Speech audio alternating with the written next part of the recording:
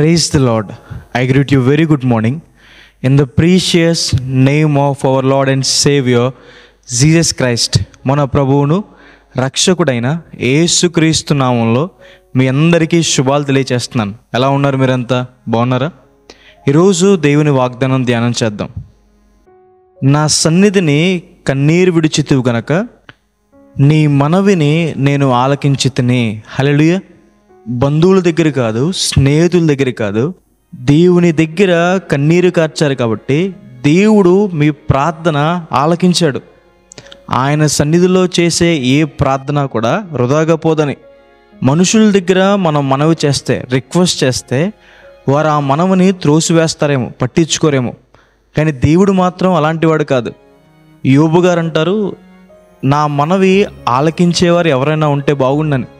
ఉన్నారు. మన మనవి ఆలకించే దేవుడు మనకున్నాడని.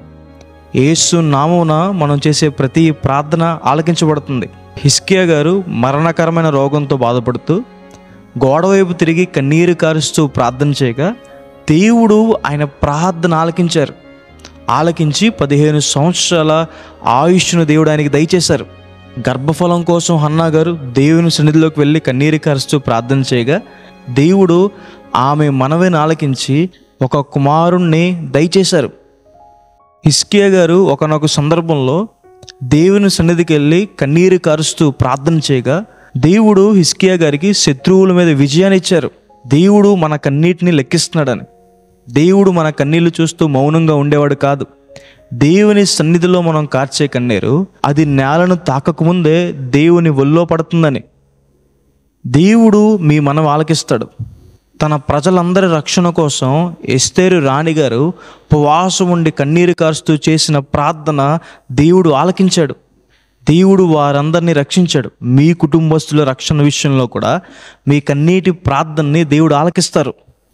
మోషే గారు దేవుని సన్నిధిలో మనవి చేశారు, ప్రభువా నీ సన్నిధి మాకు తోడుగా రావాలని.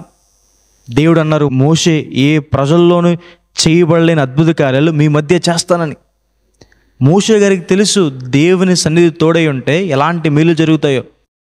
దేవుని కాపుదల ఉంటుందని, శత్రువులపైన విజయం ఉంటుందని, దేవుడు ప్రతి అవసరం తీరుస్తాడని. కావాల్సినప్పుడు దేవుడు సముద్రం సమృద్ధిగా నీళ్లు వారికి అనుగ్రహించాడు.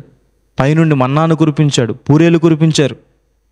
ఈరోజు మీ జీవితంలో మీరు ఏ సమస్యలు గుండా వెళ్తున్నా, ఏ అవసరం తీర్చబడాలన్నా, ఏ కార్యం నెరవేర్చబడాలన్నా ప్రార్థన చేయండి.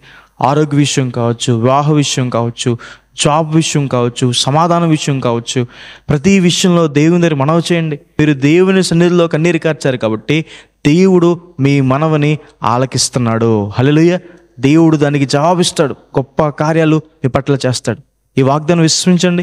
ప్రార్థన చేసుకుందాం. సర్వశక్తిమంతుడా, జీవంగల దేవేశ, ప్రభువా మీకు వేలాది వేలాది వందనాలేసా.